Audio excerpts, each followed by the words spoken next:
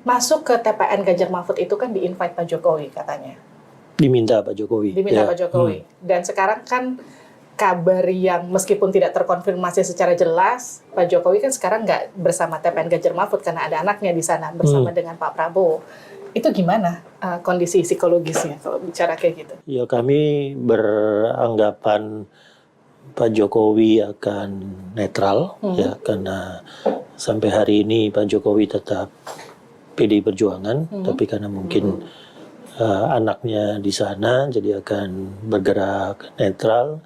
Ya, kami harapkan Pak Jokowi kemudian menjaga koridor demokrasi dengan memastikan aparat perangkat pemerintah negara tidak berpolitik praktis, tetap netral, tidak berpihak sampai pemilu selesai.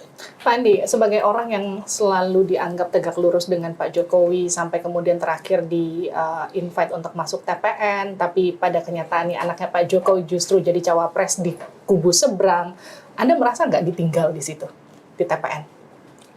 Terkejut karena kemudian Pak Jokowi memutuskan Gibran sebagai cawapres, lalu Mas Kaisang sebagai ketum PSI ya, pada saat pembicaraan sebelumnya itu sudah mengarah kalau Mas Gibran nanti setelah wali kota selesai apakah karir politiknya lanjut.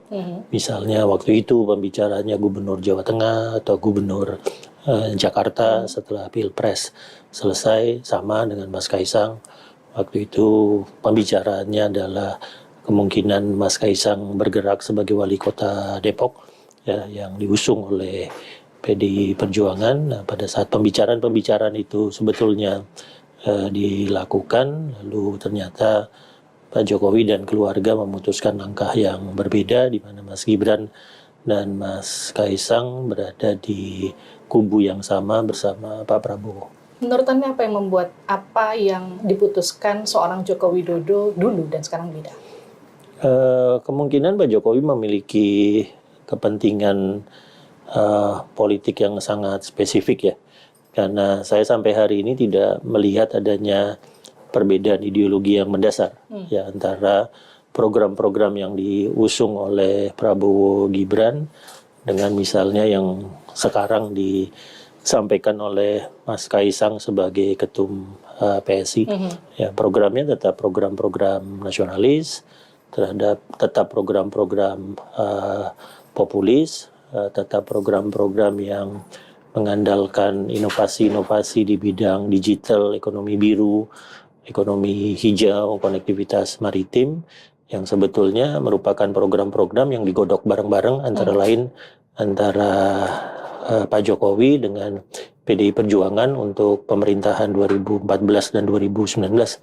Jadi tampaknya alasannya bukan misalnya karena melihat Mas Ganjar atau PDI Perjuangan tidak akan melanjutkan programnya, ya justru di platform kami, di visi misi kami yang 8 gerak cepat, kelihatan betul bahwa kami akan melanjutkan program Pak Jokowi, bahkan Mas Ganjar ingin mempercepat, ada hal-hal beberapa yang diperdalam, jadi bukan itu alasannya, bukan alasan keberlanjutan.